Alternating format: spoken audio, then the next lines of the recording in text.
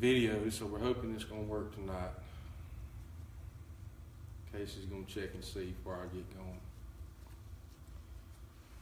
You're live. All right. We're continuing to ask the pastor series tonight, and the question that I'm going to answer tonight is this: what is the best evidence we have that God exists? And to me, the answer is very simple.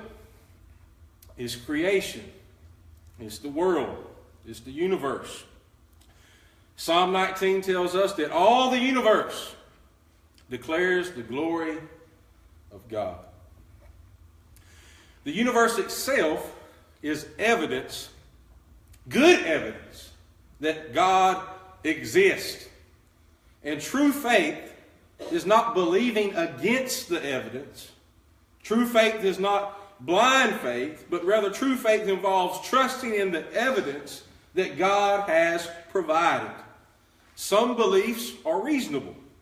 They can be proven with a high degree of certainty, while others are clearly unreasonable. Faith and reason are not opposites. Faith and reason intertwine. And faith is required to believe any worldview. And the atheist, the person who says there is no God, has to muster up a lot more faith than a Christian. The less evidence you have for your position, the more faith you need to believe it. Faith covers a gap in knowledge. And it turns out that atheists have a much bigger gap in knowledge because they have far less evidence for their beliefs than we do as Christians. The evidence overwhelmingly confirms that the universe exploded into being out of absolutely nothing. Either someone created something out of nothing, or no one created something out of nothing. Which view is more reasonable to you? The simplest life form on earth contains the information equivalent to over 1,000 encyclopedias. How many used to have the encyclopedias in your home? Some may, right? These are not small books, are they? Imagine the information in 1,000 encyclopedias. And that's the simplest life form on earth. Christians believe that only an intelligent being can create a life form containing the information equivalent of 1,000 encyclopedias. Atheists believe non-intelligent natural forces did it all. Christians have evidence to support their conclusion.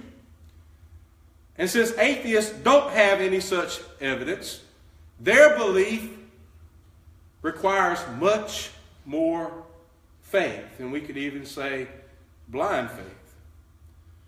We need to understand that everyone has faith. Everyone has faith. Even atheists have faith. They have faith that atheism is true. There are no neutral positions when it comes to beliefs. A person who is a skeptic of one set of beliefs is a true believer of another set of beliefs. Atheists who are skeptical of Christianity are true believers in atheism. And if they're honest about the evidence, they need much more faith than we do. I believe that evidence and reason can prove that God exists, but it still cannot convince anyone to believe in God or to accept Jesus Christ. That's because faith is not just an intellectual agreement. Faith is not just about head knowledge. And no amount of evidence can compel anyone to believe. Belief requires not just believing it in your mind, but accepting it with your heart. I know that many non-Christians have honest intellectual questions. But I found that many more have a willing resistance to Christianity. It's not that there's not good evidence to believe, it's that they don't want to believe. And that makes all the difference. tonight as we examine the evidence, we will see that God exists beyond a reasonable doubt. We're going to learn why it takes more faith to be an atheist than it does to be a Christian. We're going to look at creation and learn how reason and science support the Christian faith. We all use our reason and logic every single day. You couldn't live without using reason and logic. You just couldn't go about daily tasks. You couldn't learn anything without reason and logic. Reason and logic give us information to make reasonably certain conclusions on most questions in life.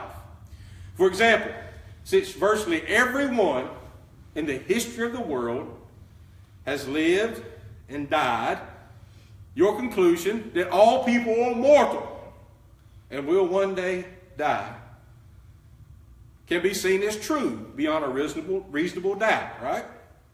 The same can be said for believing that gravity affects all objects on earth, not just some. We can know that beyond a reasonable doubt. So what does this have to do with the existence of God and knowing that God exists?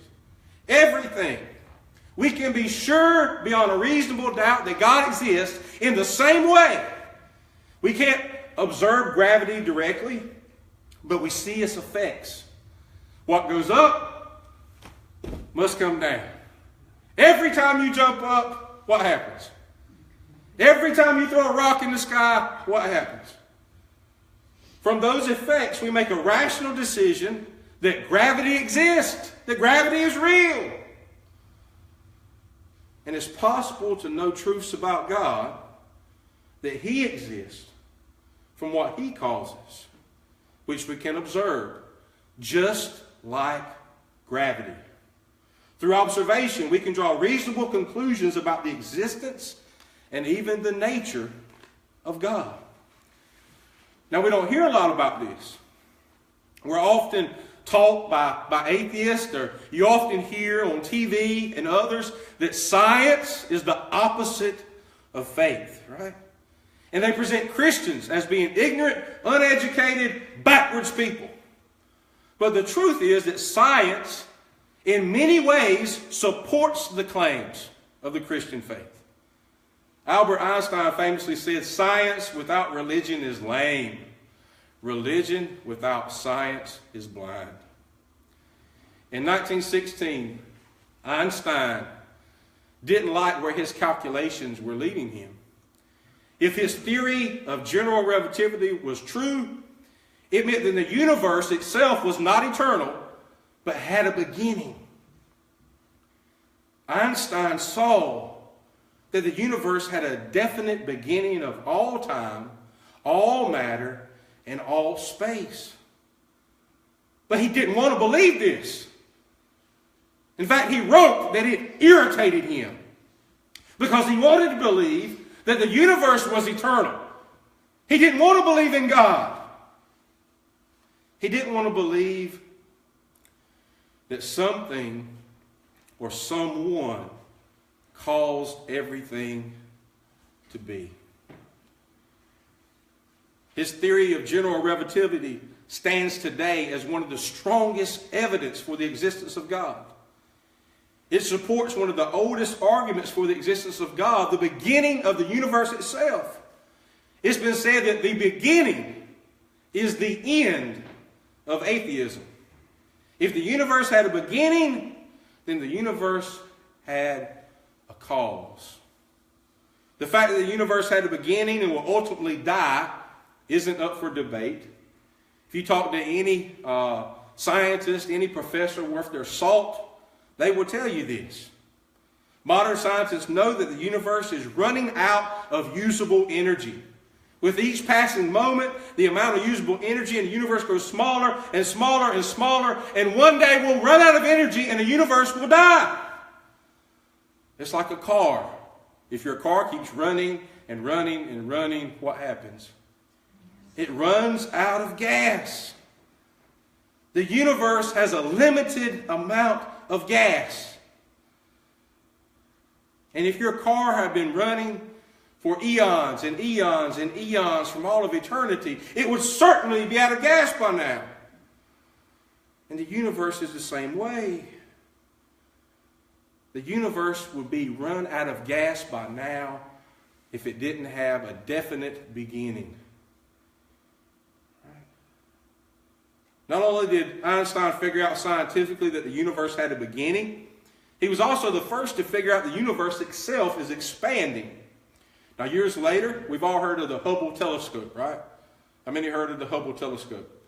Edwin Hubble, he looks through his telescope and he confirms formally for all of science, for all of astronomy, that the universe is expanding, and it's expanding from a single point. Now, how does this prove a beginning? Think of it this way. If we could watch a video, a recording of history of the universe in reverse, we would see all of matter in the universe collapse back to a point, not the size of a golf ball, not the size of even the tip of a needle, but a point small enough to be actually nothing. Absolutely nothing. In other words, there once was nothing, and then bang, there was something. The whole universe exploded into being. This is what scientists call the Big Bang. It's important to understand the universe is not expanding into empty space, but space itself is expanding. There was no space. There was no matter. There was no time. There was no thing at all before the Big Bang. We could say there was no before the Big Bang. Now, what does this sound like? It sounds just like Genesis chapter 1, verse 1, doesn't it? In the beginning, God. And before that, absolutely nothing. Right? God. He created all things. He alone is above and beyond time and space. The essential elements of the astronomical, the scientific conclusions, and the biblical accounts of Genesis are the same. There was nothing, and then there was something. The overwhelming evidence for the Big Bang and its consistency with the biblical account in Genesis led Dr. Robert Jaslow, a prominent NASA scientist, a famous atheist astronomer, to say this. Astronomers now find they have painted themselves into a corner because they have proven by their own methods that the world began abruptly in an act of creation to which you can trace the seeds of every star, every planet, every living thing in the cosmos and on earth. And they have found that all this happened as a product of forces they cannot hope to discover. That there are what I or anyone would call supernatural forces at work is now, I think, a scientifically proven fact. The beginning seems to present insuperable difficulties unless we agree to look on it as frankly supernatural. What he's saying is, we can't explain it naturally. The only explanation is supernatural.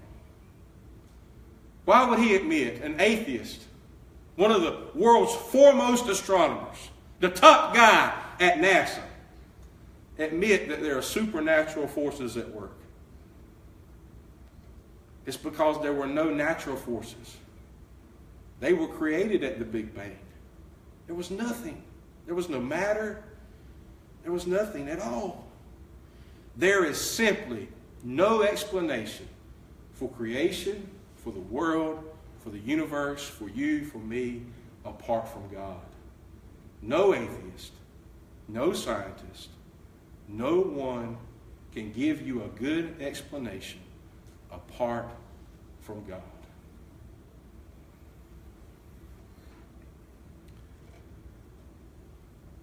The question those who do not believe must answer is, if there is no God, why is there something rather than nothing? In light of all the overwhelming evidence, we are left with two options. Either no one created something out of nothing, or someone created something out of nothing.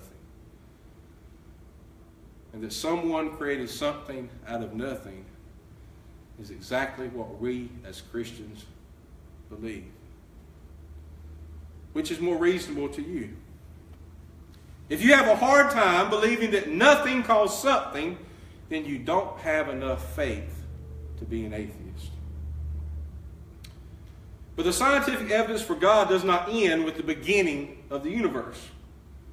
The precise design of the universe provides even more persuasive evidence for the existence of God. I have on my wrist a very nice watch. In fact, I'm wearing my favorite watch tonight. It's a Citizen Eco Drive watch. I never have to change the battery. As long as it gets a little bit of natural light or sunlight, it always stays charged. It always keeps going. It's lightweight. The band fits my hand just right. Everything works in just the right way. And do you know why? Because it was designed by a master watchmaker.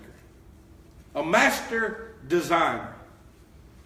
No one's ever looked at this watch in any store or on anyone's wrist and thought, oh, just by random chance, that watch just came together perfectly. No, you say someone designed that watch. Someone created that watch. And he did a very good job. Every watch requires a watchmaker. The universe in which we live is like this watch. Except the universe is even more precisely designed than a watch. In fact, the universe is precisely designed so you and I can live here. So there can be life on earth. And the earth's design declares that there is a God. The size, the position, the angle of the earth is perfect. The distance of the sun, the level of oxygen, the level of carbon monoxide, everything is perfect. Right? If things were any different, life could not be sustained here. The plants would die. We would all burn up. But everything is absolutely perfect.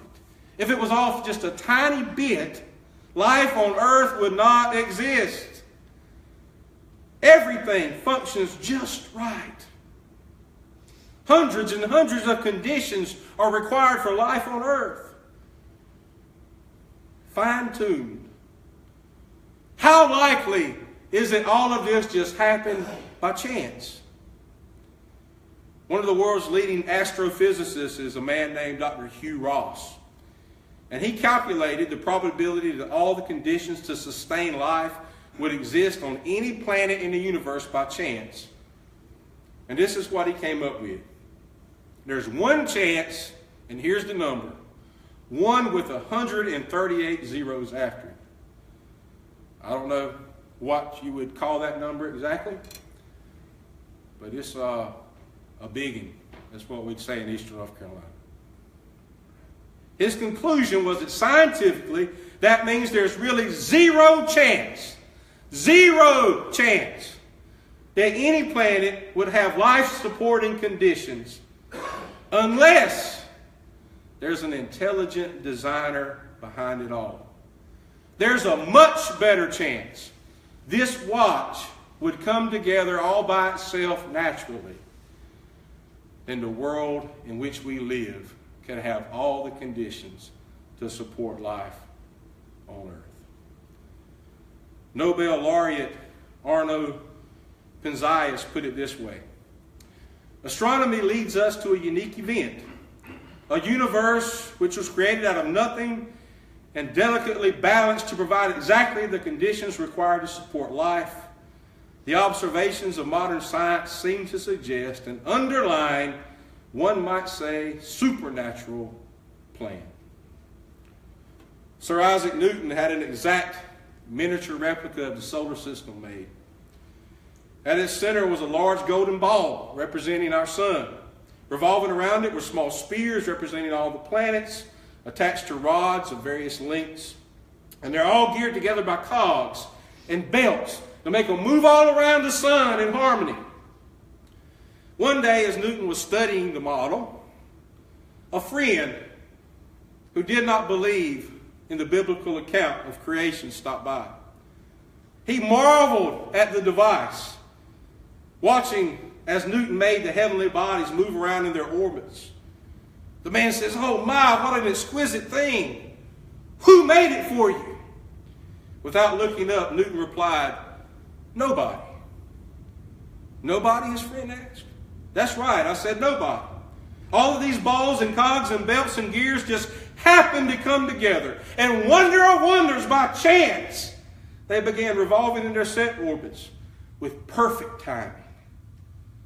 His unbelieving friend got the message.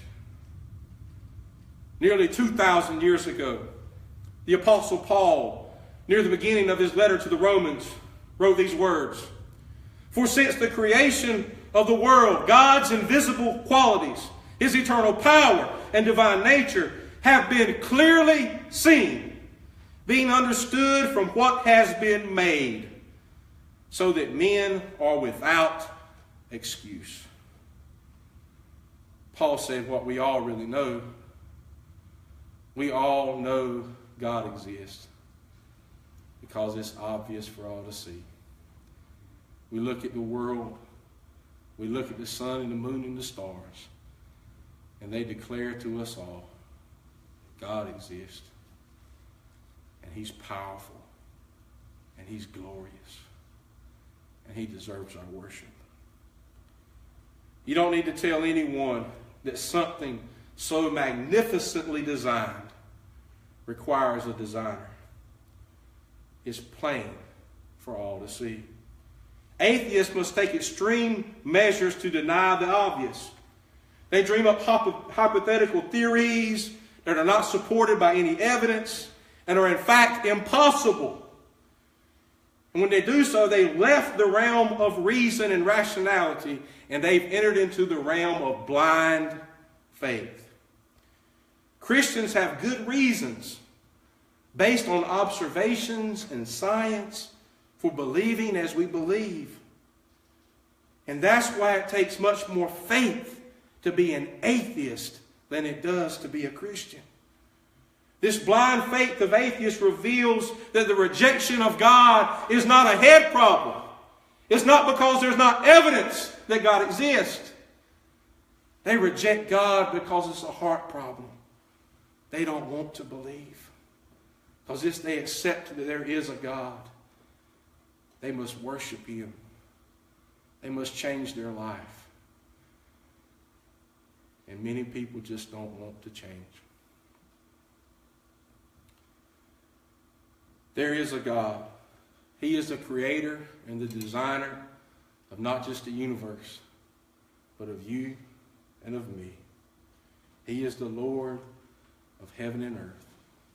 And he calls us all to believe. And he tells us all we're without excuse if we don't. Are there any questions?